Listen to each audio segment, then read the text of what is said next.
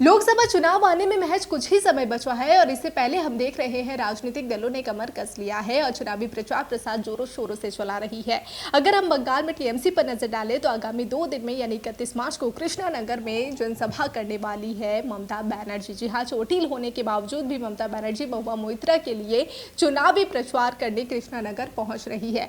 लेकिन लोकसभा चुनाव से पहले हम देख रहे हैं ममता बनर्जी कुछ उल्टा ही दाव चल रही है। जिस तरह से हमने देखा कि ममता बनर्जी ने अपनी पार्टी के लिए सभी 42 लोकसभा सीटों पर प्रत्याशी उतार दिए हैं और इसमें कुछ ऐसी सीटें हैं जहां पर जो विपक्षी दलों को हराने के लिए कहीं ना कहीं से उन्होंने मुस्लिम वोटर्स को लुभाने के उद्देश्य से मुस्लिम प्रत्याशी को ही चुनावी मैदान में उतार दिया। बहरामपुर में भी अगर हम देखें तो अधीर रंजन चौधरी का कुनबा वहां पे काफी प्रबल है बहरामपुर में, लेकिन उसी बहरामपुर में ममता बनर्जी ने मुस्लिम वोटर्स को लुभाने के लिए कहीं ना कहीं से मुस्लिम प्रत्याशी को ही चुनावी मैदान में उतार दिया, वो भी जाने माने नाम यानी कि यूसुफ पठान की हम बात कर रहे हैं। कितना फायदेमंद साबित होगा वो तो आने वाला कल ही बताएगा। इसके अलावा भी हमने कई ऐसे सीटों पर देखा है जहां पर जो प्रत्याशी है वो मुस्लिम प्रत्याशियों को उतारा गया है ताकि मुस्लिम वोटर्स को रिझाया जा सके। इससे पहले भी हमने देखा है कि कई बार जो राजनीति यहाँ पर तेज होती दिखी है कि ममता बनर्जी है वो मुस्लिम वोटर्स को लुभाने का काम करती है। इसी तरह के आरोप हमेशा से बीजेपी की तरफ से लगाए जाते रहे हैं, लेकिन सीएए जो लागू किया गया है हिंदू वोटर्स को लुभाने के लिए बीजेपी द्वारा, अब यहां पर देखा जा रहा है कि अलग अलग समुदाय को रिझाने में जुट गई है अलग अलग पार्टियां। और इसी बीच अब ममता बनर्जी ने जिन सीटों पर उम्मीदवार उतारे हैं उन उम्मीदवारों को लेकर भी सियासत तेज हो गई है।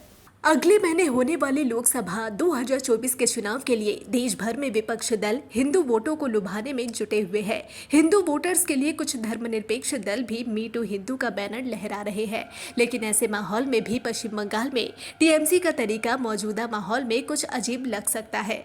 पार्टी लोकसभा चुनाव में मुस्लिम मतों को अपने पाले में करने की कोशिश कर रही है। पार्टी की नज़र खास तौर पर ऐसे राइट विंग मुस्लिम पर है जो न सिर्फ बीजेपी के खिलाफ है बल्कि कांग्रेस और वाम दलों से विरोधाभास रखते हैं।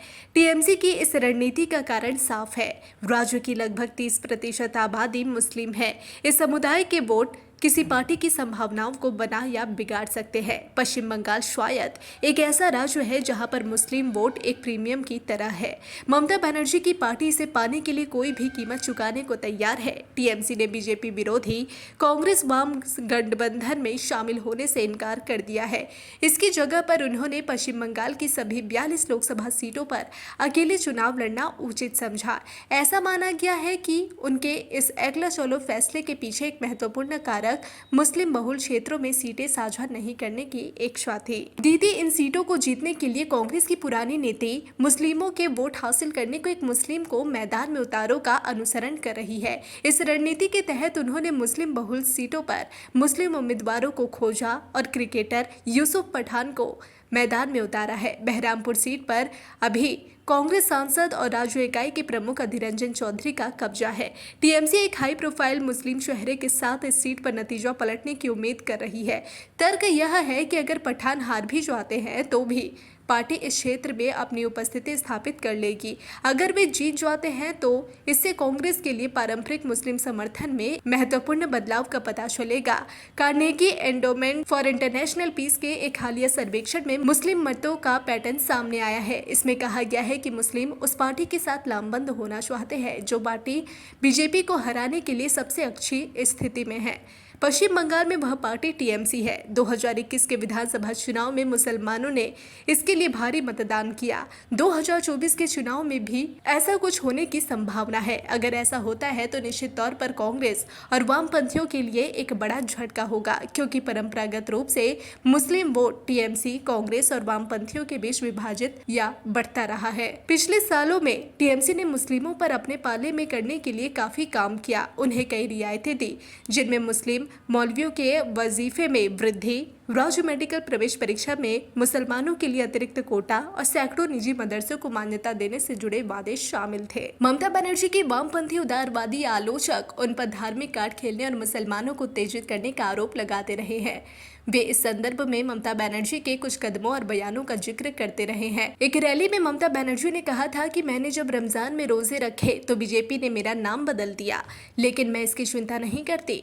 एक मौके पर ममता बनर्जी कथित तौर पर बुर्का पहनने का उल्लेख करती है। इतना ही नहीं, एक अन्य अवसर पर उन्होंने हाथ में कुरान की एक प्रति के साथ तस्वीरें भी खिंचवाई थी। ऐसे में यह भी कहा जा रहा है कि ममता बनर्जी के इस रुख पर पार्टी के कई नेता चिंतित है। उनकी दलील है कि इसके चलते पार्टी के लिए कम हितैषी तत्वों जैसे कि सदेश खाली मामले में चर्चा में आए शेख शाहजहां जैसों को ताकतवर बना दिया। राज्य की मालदा दक्षिण लोकसभा के लिए घोषित पार्टी के नए उम्मीदवार पर भी विवाद छिड़ा हुआ है। लंबे समय से इस सीट पर कांग्रेस का कब्जा है। वर्तमान में इस सीट पर यूपीए सरकार में स्वास्थ्य और परिवार कल्याण राज्य मंत्री रहे अबू हासिम खान चौधरी का कब्जा है। उन्होंने यह सीट विरासत में मिलने के बाद 2009 से अपने पास रखी है। उनके भाई और अनुभवी कांग्रेसी ABA गनी खान चौधरी पहले यहां से चुने जाते रहे हैं। तृणमूल कांग्रेस ने इस सीट से शहनवाज अली रेहान को मैदान में उतारा है, जिन्हें बीजेपी पर अपने तीखे हमलों और उदार मुसलमानों की आलोचना के लिए मुस्लिम दक्षिण पंथ का पोस्टर बॉय माना जाता है। बीजेपी ने रेहान के एंटी नेशनल होने के आरोप लगा चुकी है। पार्टी ने रेहान को पूर्व में देश की सुरक्षा के लिए खतरा होने के तौर पर पेश किया था। राजनीतिक हलकों में कहा जा रहा है कि रेहान को पश्चिम बंगाल की ध्रुवीकृत राजनीति के बीच में पैराशूट के जरिए उतारा गया है। टीएमसी कांग्रेस के पास बचे मुस्लिम वोट बैंक को भी अपने पाले में झटकना चाहती है। टीएमसी ने इसके लिए रेहान को सीक्रेट वेपन के तौर पर इस्तेमाल किया है। 2019 लोकसभा चुनाव में मालदा दक्षिण सीट पर टीएमसी उम्मीदवार MD मुअज्जम हुसैन बीजेपी के श्रीरूपा मित्रा चौधरी के बाद तीसरे स्थान पर रहे थे।